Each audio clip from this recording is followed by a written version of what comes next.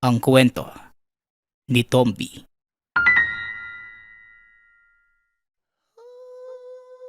Ang kwentong ito ay hango sa totoong buhay. Mula ito sa isa nating tagapakinig na itago na lang natin sa pangalang Rio. Walang eksaktong taon. Probinsya ng Negros. Marahil hindi nalingid sa kalaman ng lahat ang katagang Antingero o sa ibang dialekto, tinatawag silang Antingan. Hinahangaan dahil sa angking kakayanan at kakaibang kaalaman, lalo na sa mga dasal. Kinakatakutan din ang mga Antingero dahil sa mga nasabing kakayanan. Pero mas madalas, hindi natin sila nauunawaan. Sa paningin ng iba, nasisiraan o nababaliw na ang mga Antingero dahil sa kakaibang ritual at paniniwala na kanilang isinasagawa. Ito ang karanasan ng ating bidang si Rio. 10 taong gulang na magsimulang magsanay bilang Antingero sa ilalim ng pagtuturo ng ama. Sa edad na 15 taong gulang, nagamay na niya ang paggamit ng mga dasal. Nakuha ng binata ang kauna-unahang gamit na pinamana sa kanya ng ama. Bagaman kaakibat ng aral ang panggagamot, hindi ito ginamit ni Rio. Pinili ng binata na ilihim ito sa lahat at gamitin ang kakayanan para ipagtanggol ang sarili at mga mahal sa buhay. Unang nagamit ng binata ang kakayanan ng minsang makidayo ito ng basketball sa kabilang bayan. Nanalo sila sa laro ng mga sandaling yon at dahil pustahan, malaki ang perang pinaghahati-hatian nila ng mga kasamahan. Sa kasamaang palad, hindi matanggap ng kabilang grupo ang pagkatalo. Dahil malaki ang pusta, muli itong nag-aya ng isa pang laro. Pasensya na mga pare gumagabi na kasi. Isa pa, malayo pa yung uuwian namin. Saka madilim na hindi na natin makikita yung ring niyan. Wika ni Rio. Ngunit sadyang hindi pumayag ang kabilang grupo. Naglakad na palayo ang pangkat ni Rio. Ngunit hinabol sila ng mga ito. Napansin naman ng isa sa mga kasama ng binata ang papasugod na grupo. Kaya kagad nitong binalaan si Rio. Medyo malayo pa ang grupo kaya nagawa pang maghanda ng binata. Marahan siyang naglakad para antayin ng mga ito. At nang malapit na sila, walang takot na kinumpronta ni Rio ang pangkat. Teka lang pare, talo na kayo Malinaw namang panalo kami. Sa inyo pa nga yung referee, di ba? Wika ng binata. Mahinahon si Rio ng mga sandaling yon. Ngunit nagpantig ang tenga ng binata sa susunod na sinabi ng kalabang pangkat. Hindi mo ba ako kilala? Dayo lang kayo dito Kapitan ng baryong ito ang tatay ko. At kung gusto mong makalabas dito ng buhay, ibalik mo sa amin yung pera namin. Tugon ng isa sa mga kalalakihang tawagin na lang natin sa pangalang Rufo. Hindi ka pala patas kung lumaban pare. Malinaw na nga yung pagkatalo nyo, di ba? Pasensya na, pero hindi namin ibabalik ang pusta. At para sabihin ko sa'yo, hindi ako natatakot. Kahit presidente pa yung tatay mo. Wika ni Rio. Sabay lakad palayo. Nalabis namang kinagalit ni Rufo. Inundayan nito ng malakas sa suntok ang binata. Alam ni Rio na kung gagantihan niya ang kalaban, siguradong masasaktan ng mga ito ng husto. Inilaga nito ang suntok na naging dahilan upang sumubsob si Rufo sa putikan. Pinagtawanan pa ito ng mga taong nanonood kaya napahiya ng husto ang binata. Walang iya ka. Bakit ka umilag?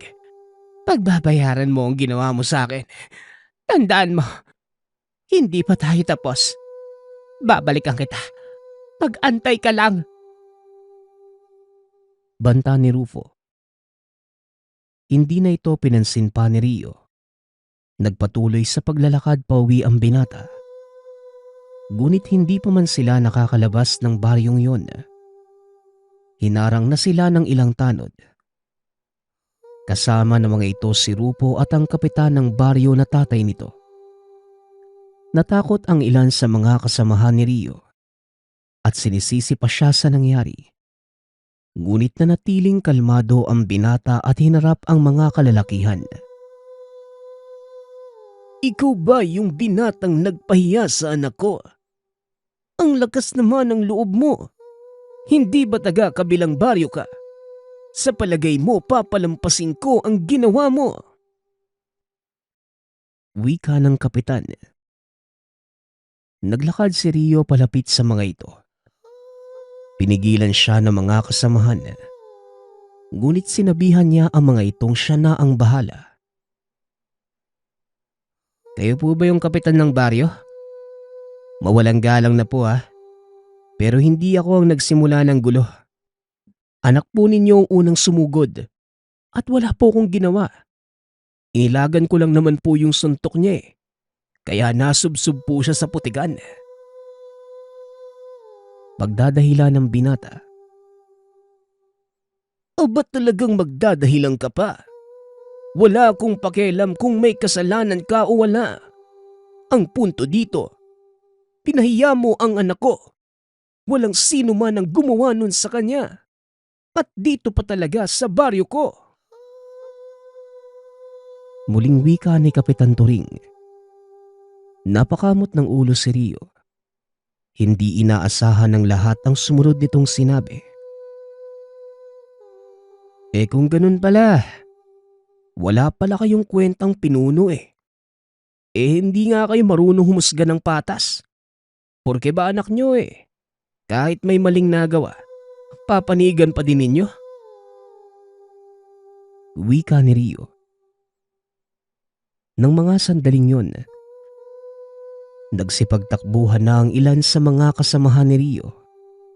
Alam nila ang susunod na mangyayari. Ngunit hindi nila inaasahang magiging kabaliktaran nito. Nagalit pa ng husto ang kapitan at naglabas ng baril. Itinutok ito sa noo ni Rio at sinabi, "Matapang ka pala. Sige nga, ngayon mo ilabas ang tapang mo. Ano bang pinagmamalaki mo?" Banta ni Kapitan Turing. Nakatingin lamang ng nakakaloko sa kanya si Rio, na mas lalo pa nitong ikinagalit. Hindi nagsasalita ang binata. Ngunit kitang-kita ng kapitan ang kawalang takot sa mga mata nito. Uubra ba yan baril mo, Kap? Kasi kung hindi naman gagana sa akin yan, di walang kwenta ang pagdadala mo niyan. Wika ni Rio. Tila naghahamon pa ang binata. Hanggang sa biglang kinalabit ng kapitan ang gatilyo ng baril. Ngunit laking pagtataka nito dahil hindi pumuputok ang sandata. Makailang ulit pa niya itong kinalabit at kinasa. Ngunit wala pa din. Naku naman, hindi pala uubra yung baril mo sa akin, Kap. Ako wala po akong sinasagasaang tao Alam kong nasa tama lang ako. Kaya pasensya na kung ipagtatanggol ko ang sarili ko Iginagalang ko po kayo bilang pinuno ng baryong to. Pero kung paiiralin ninyo ang bulok na sistema sa pamumuno, pasensyahan na po tayo Hindi po ako tatanga-tanga at hahayaang maging api ng mga taong kagaya ninyo. Wika ni Rio. Sabay hablot ng baril sa kamay ng kapitan. Hindi ito nakakilos na tila natigal po. Tinignan ng binata ang mga kasamahan ng kapitan. Laking gulat na mga ito nang biglang naglaho sa kanilang paningin ng binata. Nagpalinga-linga sa paligid ang mga ito upang hanapin siya. Laking gulat ng lahat dahil isa-isa silang nagsipagbagsakan. Hanapin niyo ang lintik na yun. Mesa demonyo ang batang yun ah. Kapag nahanap niyo, dalhin niyo sa akin ang buhay. Wika ng kapitan. Ngunit natigilan ito nang biglang magpakita si Rio sa harapan. Hindi na po kailangan, Kap. Nandito lang naman po ako. Tapusin natin dito ang dapat tapusin. Wika ni Rio. Nakaramdam na matinding takot ang kapitan at mga tauhan nito. Kakaiba ang talim ng titig ni Rio na mga sandaling yun. Handang-handa ang binatang harapin kung anuman ang mangyayari. At talaga namang matapang kang bata ka. Bakit sa palagay mo, bubuhayin pa kita? Mga bata, tirahin nyo na yan. Muling utos ng kapitan. Kagad namang sumugod ang mga tauhan nito. Hindi umalis si Rio sa kinatatayuan at tila inaantay ang pagtama ng kamao, maging ng sandata ng mga kalaban. Pagkalapit ng isa sa mga kaaway, walang pagdadalawang isip na sumugod si Rio. Isang malakas na suntok sa sikmura ang binigay nito sa tanod dahilan para mawalan ito ng malay. Gusto niyo pa din po bang ituloy ito, Kapitan? Kasi ako na ang naaawa sa mga taong ito eh. Kung talagang gusto mo akong patumbahin, bakit hindi ikaw ang kumilos? Ikaw ang lumaban sa akin. Paghamon ni Rio. Matapos magsalita, ibinaling nito ang tingin sa mga tauhan ng kapitan at muling nagsalita. Kayo, hanggang kailan kayo susunod at magpapauto sa taong ito? Maatim niyo ba ang ipakain sa pamilya niyo ang perang binabayad ng taong to na alam niyong galing sa masama? Wika ni Rio. Biglang nagsipagyukuan ng mga ito at isa-isang binitawan ng hawak na mga sandata. Hindi akalain ng mga taong yun na isang binatang kagaya ni Rio ang makakapagsalita sa kanila ng ganon. Anong ginagawa niyo mga inutil? Binabayaran ko kayo para gawin ang mga utos ko. Sigaw ng kapitan. Ngunit isa-isang nagsipag-alisan ang mga tauhan. Napagtanto ng mga ito na tama ang sinabi ni Rio. Napangiti na lamang ang binata dahil sa nangyari. O paano ba yan, Kap? Gusto mo pa din bang ituloy tong laban na to?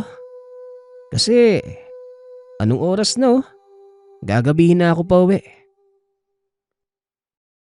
Wika ng binata. Lalo namang nanggigil ang kapitan. Ngunit alam nito sa sariling wala siyang magagawa sa binata. Lalo pat nakita na nito ang kakayanang taglay ni Rio. Tandaan mo ito. Hindi pa tayo tapos, bata. May araw ka din sa akin. At sisiguraduhin kong matutuklasan ng lahat ang lihim mo. Banta ng kapitan. Sabay takbo palayo.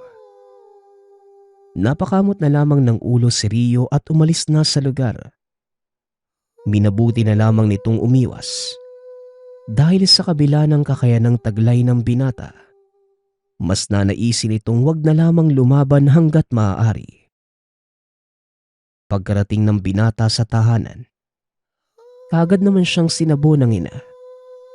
Ipinaliwanag naman ito ang dahilan kung bakit siya ginabi ng uwi. Nay, si Kapitan Turing po kasi. Hinarang kami ng mga kaibigan ko. Kamuntika na nga po silang magulpi. Pero syempre, sinusunod ko po yung sinabi ni tatay. Ayoko din po sanang makasakit kaso minsan ay talagang wala akong pagpipilian eh. Pangangatwira ni Rio. Alam ko naman yun, anak. Pero pakiusap lang. Hanggat makakaiwas ka, umiwas ka sa gulo. Hindi dahil sa naduduwag ka, pero yon ang pinakamabuting gawin. Wika ng nanay ni Rio na tawagin na lang natin sa pangalang Aling Masing.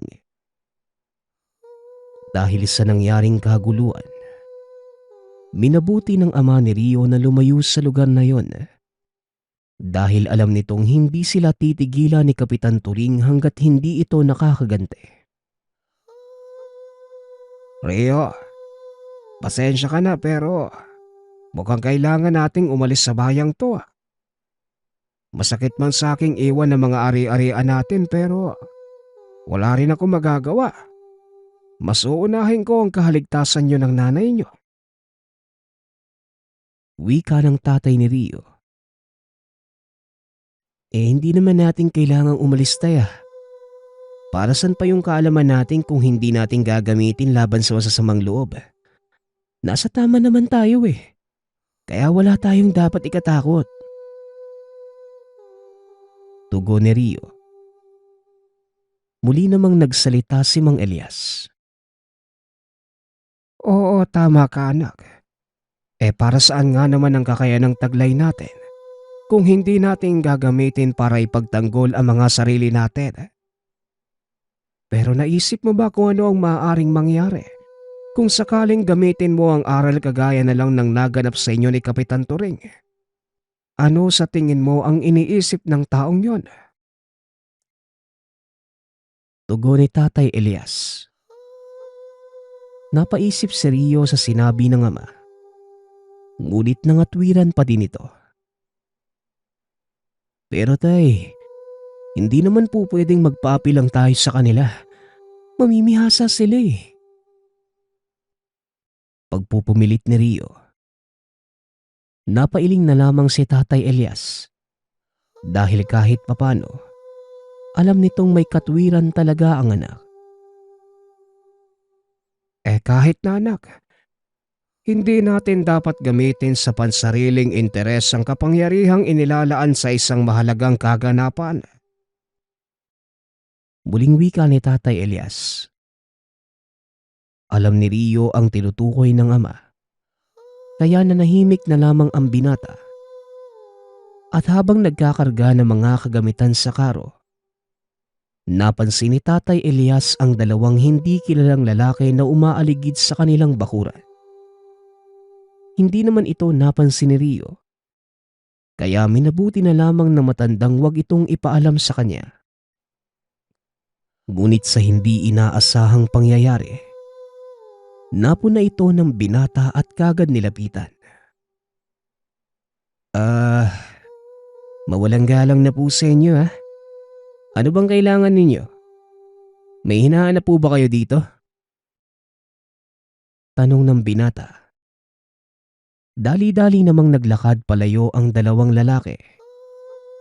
Ngunit habang naglalakad, nakatitig ito ng masakit kay Tatay Elias. Tay, kilala po ba ninyo yung mga yon? Napansin ko kasi ang talas ng titig sa inyo Tanong ng binata. Umiling naman si Tatay Elias dahil noon niya lang din nakita yung dalawang lalaki. Hindi nga anak Ngayon ko lang din sila nakita dito. Akala ko hindi mo napansin kaya hinayaan ko na lang. Tugon ni Tatay Elias. Inaya nito si Riyong pumasok sa tahanan upang kunin ang ilan pang kagamitan. Sakto namang nakasalubong nila si Aling Masing na nooy papalabas na ng tahanan na may dalang kagamitan. Itinuro ni Tatay Elias kay Rio ang mga dapat dalhin. Nang bigla silang makarinig ng dalawang putok ng baril. Dali-daling tumakbo ang binata palabas ng tahanan. Nakita nila si Aling Tasing na nakahandusay at naliligo sa sariling dugo. Napasigaw ang binata sa sobrang galit. Lalo pa nang makita na ang may kagagawa ng pamamaril ay yung dalawang kalalakihang nakita nilang umaaligid. Dali-dali nitong binuhat ang ina upang dalhin sa loob ng tahanan. at agapan ang mga sugat nito. Ngunit huli na ang lahat. Dahil saktong paglapag ni Rio sa katawan ng ina, nalagutan na ito ng hininga. Ngayon, Tay, sabihin niyo sa akin kung mali pa din bang gamitin ang kakayanan ko laban sa mga masasamang tao. Tignan niyo yung nangyari kay nanay. Tignan niyo yung ginawa ng masasamang loob sa kanya. Wika ni Rio. Hindi naman nakasagot ang ama. Napaluhod na lamang si Tatay Elias at hinawakan ang noo ng wala ng buhay na asawa. Alam ko masakit para sa iyo, anak. Ngunit parte ito ng buhay natin. Sa malaot madali, mawawala tayo sa mundong ito. Hindi lang natin alam kung papaano o kailan. Kaya kung itatanong mo sa akin kung maghihiganti ba ako, hindi, anak. May mas makapangyarihang nilalang ang magbibigay ng hustisya para sa atin. Lahat ng kasalanan ay may kabayaran. Dapat alam mo yan, anak. Dahil sa pagkakaalam ko, hindi naman ako nagkulang ng pangaral sa iyo eh. Tugon ni Mang Elias. Alam na matandang hindi na makikinig sa kanya si Rio dahil nabubulagan na ito ng galit. Dali-daling tumayo ang binata at tumakbo papunta sa lugar kung saan nagpunta ang dalawang kalalakihan. Hindi na nagawang sundan pa ni Tatay Elias ang anak dahil napakabilis nitong kumilos. Ngunit alam na matanda kung saan ito pupunta. Kaagad na din siyang naghanda upang sundan ito sa baryo ni Kapitan Turing. Sa kabilang dako naman, nagawang abutan ng binata ang dalawang kalalakihan. Hinayaan niya lamang ang mga ito. Sa kabila ng galit ni Rio, pinairal pa din niya ang pagiging mahinahon. Minatyagan niya ang dalawang lalaki at nakitang pumasok ito sa bahay ni Kapitan Turing. Pasimpleng sumunod si Rio sa mga ito. Nagpalinga-linga sa paligid kung may mga tao. At nang masiguradong walang makakakita sa kanya, kaagad siyang tumuloy sa loob ng tahanan ng kapitan. Nanlaki ang mga mata ni Kapitan Turing nang makita ang binata. Napatayo ito sa kinauupuan nang makitang pinagsusuntok ng binata ang dalawang lalaking pumatay sa ina. Hindi ito binitawan ng binata hanggat hindi nawawalan ng malay ang mga ito. Sinubukan din ni Kapitan Turing na barilin si Rio. Ngunit kagaya sa unang tagpo, hindi pumutok ang baril. At talagang may sa demonyo kang bata ka. Lumayo ka sa akin! Wika ng kapitan habang patuloy na kinakalabit ang baril. Walang hiya ka.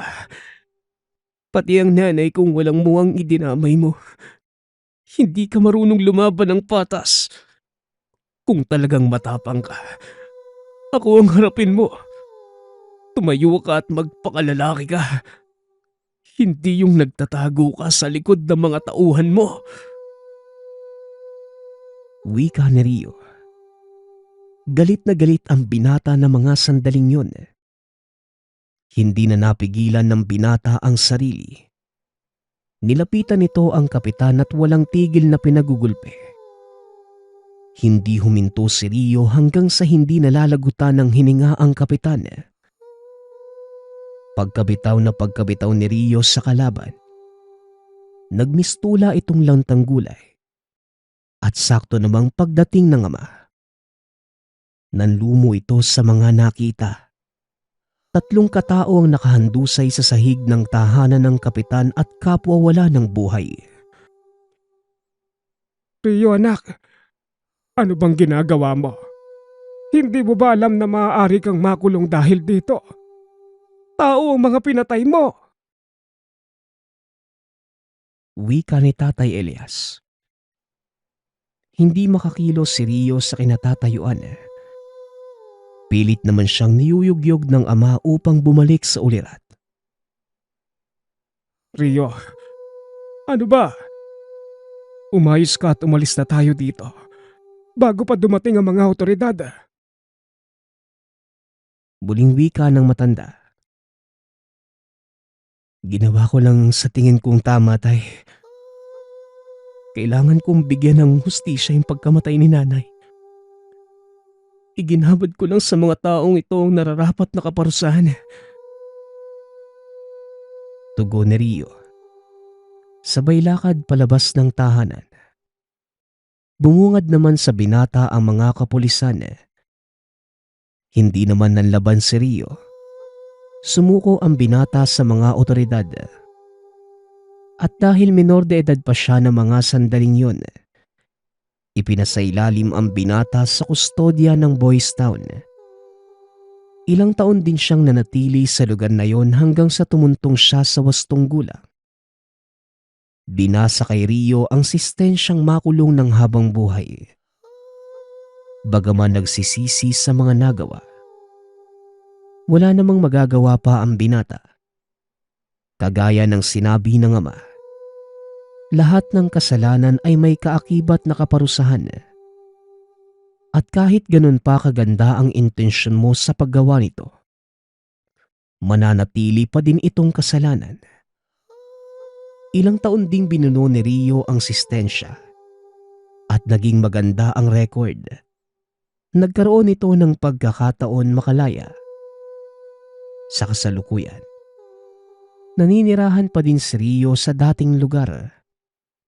Ngunit mas pinili nitong gampanan ang tungkulin ng isang manggagamot. Dahil habang nasa loob siya ng kulungan, doon lamang niya naunawaan ang ibig sabihin ng ama, na inilalaan ang kanilang natutunang aral sa mas mahalagang gampanin. At yun ay pagtulong sa mga nangangailangan, lalo na sa usaping espiritual. Ang susunod nating kwento ay mula sa isa nating tagapakinig. Naitago na lang natin sa pangalang Roy. Walang eksaktong taon. Probinsya ng Masbate. Naninirahan sa probinsya si Roy kasama ang mga magulang at kapatid. Sariwa ang hangin. At dahil hindi pa laganap ang teknolohiya ng mga panahong yon, maging ang kuryente at tubig ay hindi madaling makakuha. Bagamat simple ang pamumuhay, masaya naman ang pamilya. Isang araw namatay ang mga magulang at bilang panganay na anak, trabaho niyang alagaan at magsilbing ikalawang magulang sa mga nakakabatang kapatid. Isang araw habang nag-iigib ng tubig, nalaman niya na merong bagong lipat sa kanilang bayan. At dahil maliit lamang ang lugar, lahat ng naninirahan ay kinikilala ng bawat isa. Isang babae ang bagong lipat. Kahit mag-isa lamang ito ay hindi yon kailangan ipangamba. Dahil mababait naman ang mga residente doon. Hindi palalabas ang bagong kapitbahay. Bihira itong makita ni Roy ngunit lalabas naman ito kapag magdidilig na ng mga halaman. At kahit hindi pa ito nakakausap ni Roy kailanman, hindi yun naging hadlang upang mahumaling siya dito. Nabigyan ng pagkakataon si Roy na makausap ang babae ng isang gabi. Nakita niya itong iika-ika bitbit ang sako ng lupa. Kagad niya itong nilapitan. Tinulungan niya ito. Nagkaroon sila ng maikling kwentuhan tungkol sa mga maliliit na bagay. At kalaunan, naging malapit ang dalawa. Paminsan-minsan tinutulungan ito ni Roy upang asikasuhin ang hardin. Napansin naman ng mga kapatid ni Roy ang ngiti nito tuwing lalabas ang kapitbahay upang magdilig ng halaman. Kalaunan, nalaman nila na meron na itong pagtingin sa dalaga. Ikaw kuya ha? May gusto ka pala sa kapitbahay natin. Tamang-tama. Nasa tamang edad ka na po para magkaroon ng pamilya. Pangasar ng bunso. Kuya, mukhang mabait naman po siya eh. Wika ng isa pang kapatid. Uy, umayos nga kayong dalawa dyan. Hindi pa ako mag-aasawa no. O siya, umalis na kayo at mahuhuli pa kayo sa klase. Tugon ni Roy. Lumabas na ang bunso ngunit nanatili ang kapatid. Kuya, alam ko pong walang basehan itong sasabihin ko pero parang meron po akong kakaibang nararamdaman sa bago nating kapitbahay eh. Parang meron pong mali. Kaso, hindi ko naman alam kung ano yun. Wika ng kapatid. Ay nako, wag mo nang isipin yun. Malay mo pag nakilala mo siya, magbago ang tingin mo. Sige na, mauli na kayo sa klase ha. Tugon ni Roy. Umalis na ang dalawa. Isang araw, umuwi ang magkapatid galing sa eskwelahan. Nagkwentuhan silang lahat ngunit ang tumatak kay Roy ay ang wika ng bunso tungkol sa kapitbahay. Sinabi nito na tuwing mag-isa lamang siyang naglalakad ay bigla itong lalapit sa kanya. Makikipag-usap. Ngunit tuwing dadating na ang kapatid, bigla-bigla itong aalis. Nagtaka si Roy at tinanong kung ano ba ang sinasabi ng babae sa kanya. Sinabi naman ng bunsong nagpapatulong lamang ito sa loob ng tahanan. Ngunit hindi niya ito nagagawa dahil tuwing lalapit ang ikalawa nilang kapatid, magtatago na ito. Hindi na magpapakita muli sa araw na yon. Bagamat nagtataka ang binata, hindi na nila ito binigyan pa ng pansin dahil wala naman itong ginagawang masama sa kanila. Iniisip na lamang na maaaring nahihiya lang ito. Habang namamalengke si Roy, narinig niya mula sa mga mamimili na merong mga batang nawawala sa bayan. Nangangamba na ang mga residente dahil hindi nila alam kung bakit o sino ang may gawa nito. Ipinalam niya ito sa mga kapatid. Kaya naman simula nun ay hindi na sila lumalabas pa maliban kung ito ay importante. Hanggang sa isang gabi, napag-isipan ni Roy na magpahangin. Naisip niya kung ano ang kinabukasan nila dahil hindi naman habang buhay silang magkakasama.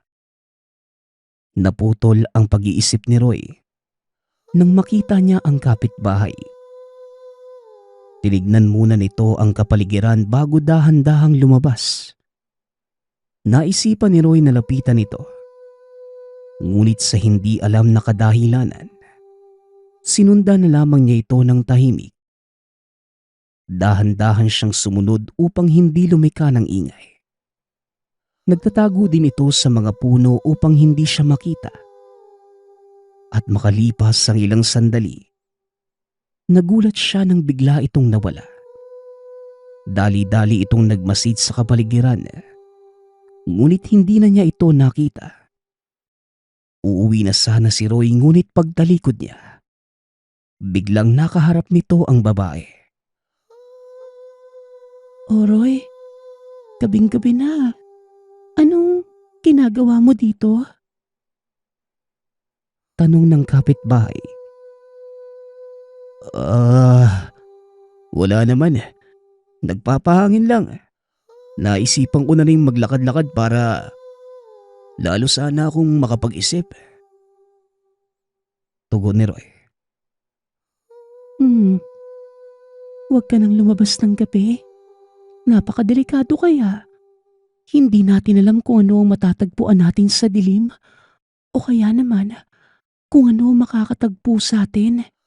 At di ba, meron ng mga nawawala dito sa bayan? Oo nga eh. Pero ikaw nga ang mas dapat mag-iingat eh. Babae ka pa naman. Mas delikado sa iyong panahon. Teka, ikaw pala. Anong ginagawa mo sa labas? Gabing-gabi na. Tanong ni Roy. Parehas lang tayo. Gusto ko rin magpahangin at makapag-isip-isip sa mga susunod kong hakbang. Siyempre mag-isa lang ako, kaya dapat planado ko ang mga susunod kong galaw. Tugon ng babae. Bagamat wala namang rason si Roy upang pagdudahan ang kapitbahay, pakiramdam niya, meron itong tinatago ngunit hindi na niya yon pinalaki pa. Nagpaalam na ang babae at umuwi na sa tahanan. Naiwan si Roy sa lugar. Nakakita siya ng isang lagayan na gawa sa tela na wari niyang naiwan ng babae. Kagad niyang pinuntahan ang tahanan nito. Kumatok ang binata. Pagkabukas ng pintuan ng babae ay masaya siya nitong binati.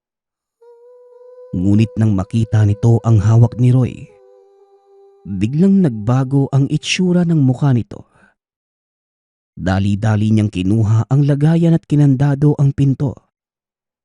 Naiwang nagtataka si Roy sa harapan ng pintuan ng kapitbahay. Hindi niya alam kung meron ba itong nagawa upang magalit ito. Kinabukasan, hindi na siya nito pinapansin. Hanggang sa lumipas pa ang ilang araw at padami ng padami ang mga nawawala sa bayan. Mapababae, lalaki, bata o matanda. Walang ligtas sa kung anuman ang kumukuha sa mga ito. Hindi na muli pang lumabas ng tahanan ang kapitbahay. Dumating na sa puntong namatay na ang dinidiligan nitong halaman. Inisip ni Roy na maaaring natatakot lang ito dahil baka siya na ang sumunod sa mga nawawala. Nakakalungkot nga namang isipin dahil kung mawala man siya, wala naman itong pamilyang maghahanap sa kanya.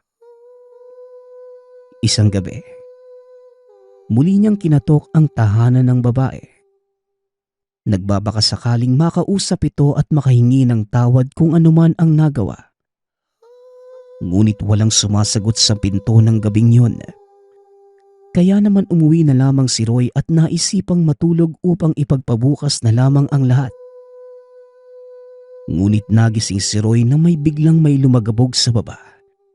Dali-dali niya itong pinuntahan ngunit pagbaba niya, laking gulat nang makita ang pintuan nilang napakalaki ng bukas at nakahandusay sa sahig ang ikalawang kapatid.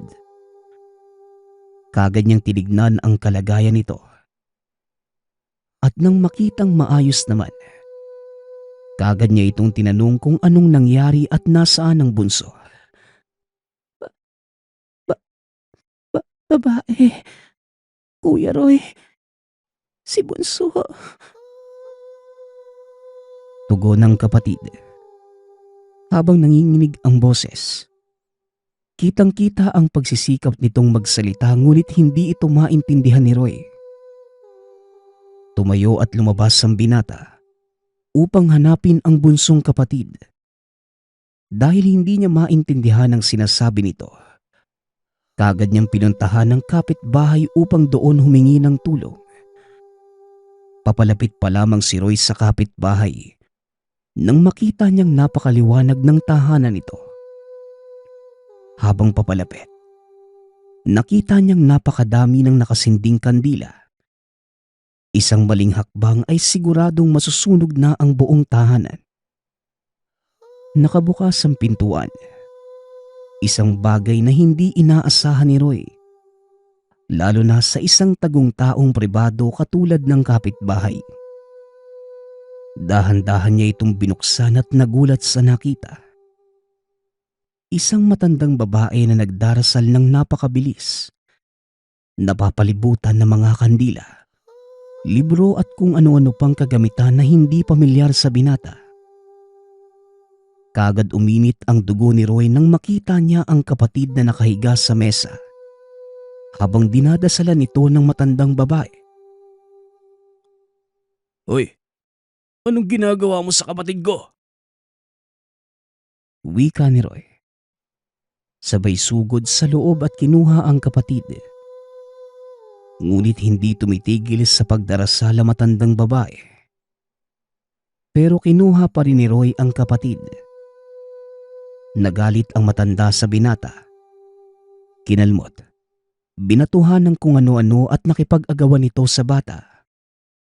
Habang naglalaban ang dalawa, nasanggi ng isa ang kandila at unti-unting nabalot ng apoy ang tahanan. Makalipas ng ilang minuto, nagwagi si Roy sa pagkuha sa kapatid. Ngunit naharangan ng apoy ang pintuan. Dali-daling tinakpan ni Roy ang ilong ng kapatid upang hindi ito makalanghap ng usok. Ilang beses niyang sinipa ang dingding upang gumawa ng daan papalabas at gamit ang buong lakas. Paulit-ulit nitong sinipa kahit napapaso na ito. Nang makagawa ito ng maliit na lagusan, kagad niyang nilabas ang kapatid. Papalabas na rin sana nang biglang hilahin ng matanda ang binti nito. Nagulat si Roy sa lakas na matanda at kagad siyang hinagis sa likod ng tahanan. Nauntog pa si Roy sa isang bato, kaya naman nawalan ito ng malay.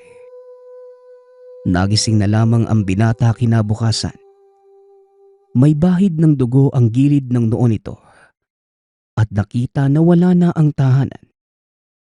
Ang natira na lamang ay ilang piraso ng kahoy at bundok ng abo. Kagad naghalughog si Roy sa bakas ng kapatid. Ngunit kahit anino nito, unang matanda ay wala siyang makita. Ika-ika siyang umuwi sa tahanan at sinalubong siya ng isa pang kapatid. Umiiyak ito at walang humpay na humihingi ng kapatawaran. Dahil nabalot siya ng takot, hindi niya sila nagawang matulungan. Tinanong ni Roy kung ano ba ang nangyari ng gabing yon at nagkwento ito. Ang sabi ng kapatid, habang tulog siya ay biglang may kumatok sa tahanan. At yun yung dalagang kapitbahay. Hiniling nitong makausap si Roy upang magpaumanhin sa inasal niya. Bakit pa lang sana ang kapatid nang marinig niyang umiiyak ang bunso. Nagmamakaawang pakawalan siya kaya naman buwaba kagad ang kapatid upang tulungan ito. Nakita ng dalawang mga mata niya ang pagbabago ng anyo ng babae. Hawak-hawak ang bunso. May sinabi pa ito ngunit hindi yun marinig o maintindihan ng kapatid. Nagulat na lamang ito nang hirap na siyang magsalita. Kagad niyang kinuha ang upuan upang patigilin sana ang babae ngunit bago pa niya ito matamaan, bigla itong naglaho. At saktong pagbaba ni Roy ang pag-alis ng dalawa. Ginawa niya ang lahat ng makakaya upang sabihin na ang kumuha ay ang kapitbahay nilang nagbago ng anyo. Ngunit hindi niya kayang sabihin ito ng buo. Wari ng kapatid na maaaring sumpa o maitim na mahika ang ginawa nito sa kanya. Makalipas ang ilang sandali, sinundan ng kapatid si Roy. Nakita niya ang bunso sa labas ng nasusunog na tahanan. At nang kukunin na niya ito, biglang hinila ng matanda ang bunso at naglaho sila na parang bula. Kagad siyang nagtawag ng mga kapitbahay upang apulahin ang apoy. Inabot sila na madaling araw dahil sa lakas ng hangin at kakulangan ng supply ng tubig. Hinanap pa ng kapatid si Roy, ngunit napadami ang nalanghap niyang apoy. Nagising na lamang siya kinabukasan sa loob ng tahanan. Hindi naman makapaniwala si Roy sa mga pangyayari. Parang isang bangungot lamang ang lahat. Kagad namang nag-imbestiga ang mga otoridad sa bayan. Nagulat ang lahat nang matagpuan nila ang mga bangkay sa ilalim ng nasunog na tahanan. Hinukay nila ang hardin at mas dumami pa ang kanilang mga natagpuan. Lumipas ang panahon. Hindi nila natagpuan ang bunso o ang pagkakakilanlan ng babae. Kalaunan, tinanggap na lamang ng pamilya na wala na ito at hindi nila pwedeng hayaan ang sariling manatili sa nakaraan. Kalaunan, Umalis ng bayan ang kapatid at nagsimula ito ng panibagong buhay. Ngunit nanatili si Roy sa kanilang bayan. Umaasa pa rin siya na balang araw mabigyang linaw ang nangyari ng gabing yun at sana makita niya muli ang bunsong kapatid. Lumipas ang ilang taon at naging albularyo si Roy. Hindi niya mahanapan ng sayentipikong eksplanasyon ang nangyari. Kaya naman binuhos niya ang oras sa pag-aaral ng mga elemento at iba pa. Kalaunan, nalaman niyang maaaring isang mangkukulam ang dati nilang kapitbahay. Hindi niya sigurado kung ano ang sinapit ng kapatid at ng iba pa. Ngunit maaaring naging alay ang mga nawala upang matupad ang hiling ng babaeng yun. Habang buhay na ni Roy daladala ang nakaraan. Ngunit ginamit niya ito bilang lakas upang tumulong sa mga nangangailangan. Bagamat tumutulong ito, simula noon, hindi na muling nagtiwala pa si Roy sa bagong lipat na kapitbahay. Ang huli nating kwento ay mula sa isa nating tagapakinig. Naitago na lang natin sa pangalang Marie. Walang eksaktong taon. Probinsya ng Siquijor. Bata pa lamang si Marie. Alam na niyang hindi siya normal. Hindi niya kayang makipagkaibigan dahil iba ang takbo ng kanyang isip at ugali. Dahil dito, iniiwasan siya ng mga kamag-aral dahil natatakot sila sa kanya. Merong pangyayari noon na namatay ang inaalagahang hayop ng kaklase at habang lahat ay umiiyak, si Marie naman ay tawa ng tawa. Dahil doon, napagbintangan nito na siya ang pumatay dito. Ngunit napatunayan naman ng guro na matanda na yung hayop kaya nagpahinga na ito. Ngunit iyon ang nagsimula sa masamang pagtingin sa kanya ng mga tao. Ilang taon din ang lumipas at nasanay na lamang mag-isa si Marie. Ngunit hindi pa rin naman maiiwasan ng iilan sa mga aapi sa kanya. Pero hindi na siya naaapektuhan nito. Nagbago ang lahat nang merong bagong lipat sa kanilang paaralan. Nasa kalagitnaan na ng taon ng mga panahong yun. Kaya nagulat ang marami kung bakit bigla itong nalipat. Inisip ng iba na maaaring natanggal ito sa dating paaralan dahil maaaring pasaway. Dahil walang gustong lumapit kay Marie, naiwang bakante ang upuan sa tabi nito. Doon inilagay ng guro ang bagong estudyante na nagngangalang Enrique. Napakagandang lalaki. Mabait ito kaya naman madami kagad ang tumanggap sa kanya. Bukod pa dito ay napakamatulungin. Isang araw tinanong siya ng guro kung bakit nga ba ito nailipat at napag-alaman ng klase. Na dahil pala sa trabaho ng mga magulang, kailangan nilang maglipat kada 3 o 6 na buwan. Lahat ng kaklase ay kinaibigan ni Enrique. Bagamat ginawa niya ng paraan upang kaibiganin si Marie, hindi naman ito interesado. Lumipas ang ilang buwan at tuluyan nang tumigil ito sa tangkang kaibiganin si Marie. Bagamat nalungkot ang dalaga, alam naman niya na mas nakakabuti ito upang hindi niya masira ang magandang imahe ng lalaki. Isang araw habang iniwan upang maglinis mag-isa si Marie, biglang pumasok ng silid si Enrique. Nagulat sila sa presensya ng isa't isa at doon nakapag-usap sila ng maayos. Sa ilang oras na pag-uusap, marami silang natutunan sa bawat isa. Bagamat gusto sana ni Marie na manatili sila sa ganung lagay ay kailangan na ni Enrique na umuwi. Bawal itong gabihin kung ayaw niyang may mangyaring masama sa kanya. Hindi makatulog ng maayos si Marie ng gabing yun. Kinabukasan ay laking gulat ng lahat ng palagi na itong sinasamahan ni Enrique. Bagamat nagkaroon siya ng isang kaibigan, dumami naman ang naging kaaway. Inaabangan na siya ng grupo ng mga babae upang pagtulungan. Minsan ay sinasabihan lamang siya ng masasakit na salita. Minsan na may ninanakawan ng gamit. Ngunit nang gulpihin na siya ng mga ito, lumaban na si Marie. Bagamat dehado ang dalaga, nagawa pa rin niyang sakta ng mga babae ng gulpi sa kanya. Dahil dito, binaliktad ng mga babae ang pangyayari at pinatawag nila ang prinsipal. Nagtulong-tulong din ang mga kababaihan upang idiin si Marie at mapatanggal sa eskwelahan.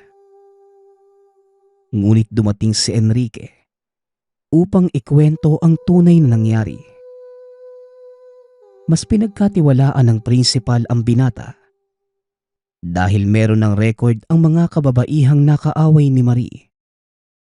At sa huli, nasuspindi ang mga ito at lumalim ang pagkakaibigan ng dalawa.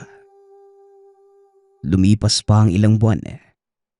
Hindi na niya muling nakita ang mga nang-aapi sa kanya.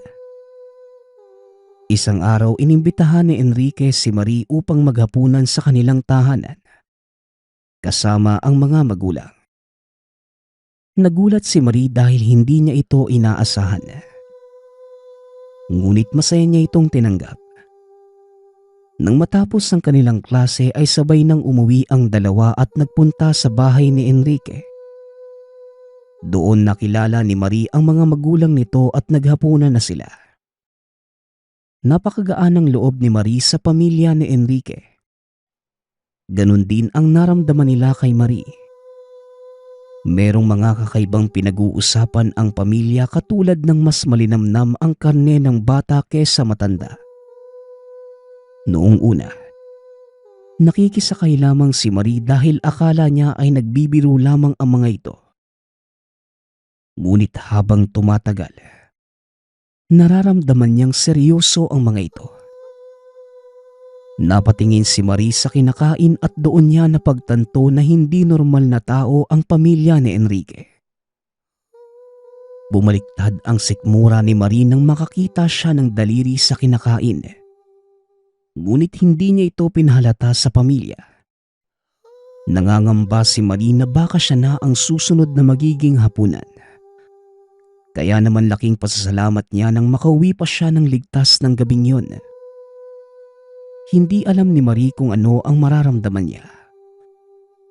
Bagamat masaya itong mainit siyang tinanggap ng pamilya na nag-iisang kaibigan, ngunit takot naman ang nararamdaman niya na baka kinakaibigan lamang siya ni Enrique dahil kung mawala man ito, wala namang maghahanap sa kanya. Hindi nawala ang palaisipang iyon hanggang sa pagpasok niya ng eskwela. Naramdaman naman ni Enrique ang kakaibang kinikilos ni Marie. Ngunit tuwing kinukumpronta, palagi lamang itong umiiwas. Nanlumo si Marie na magpaalam si Enrique sa kanya. Oras na upang lumipat muli ng tahanan ang pamilya nila. Kaya naman inimbitahan niya ito kahapon upang maging alaala nila pag-alis. Ngunit bago matapos ang kanilang usapan, kaagad sinabi ni Marie kay Enrique ang tungkol sa daliring natagpuan niya. Teka, Enrique. Kaya mo ba ako inimbitahan kagabi? Dahil ako na sana ang isusunod ninyo. Tanong ni Marie. Nakakasakit ka naman ng damdamin. Kung ikaw sana ang isusunod namin di sana hindi na tayo nag-uusap ngayon. Tugon ni Enrique. Kung ganon, bakit mo ko inimbitahan? Katulad nga ng sinabi ko sa'yo, aalis na kami bukas . Gusto kong maging alaala natin yun. Anong ibig sabihin nun? Sinadya mong lagyan ng daliri ang pagkain ko, no? Gusto mong malaman ko ang tungkol sa pamilya niyo? Pag-uusap ng dalawa.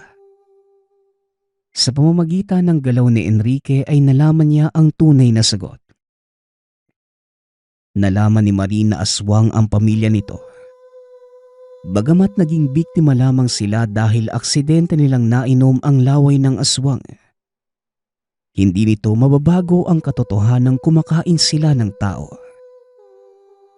Bagamat gusto man ni Maring manatili ang pamilya ni Enrique at handa siyang gawin ang lahat ng makakaya upang matupad yon, hindi ito naging sapat upang sila ay lumisan.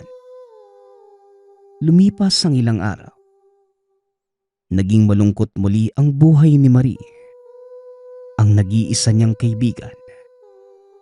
Hindi na niya muling nakita pa. Nagpapasalamat nga pala ako sa nagpadala ng ating kwento. Nawa ay nagustuhan niyo ang inyong napakinggan. Nagpapasalamat din ako sa lahat ng sumusuporta sa ating channel. Nawa ay patuloy niyong suportahan at pakinggan ang ating mga kwento. Hanggang sa muling pakikinig. Paalam.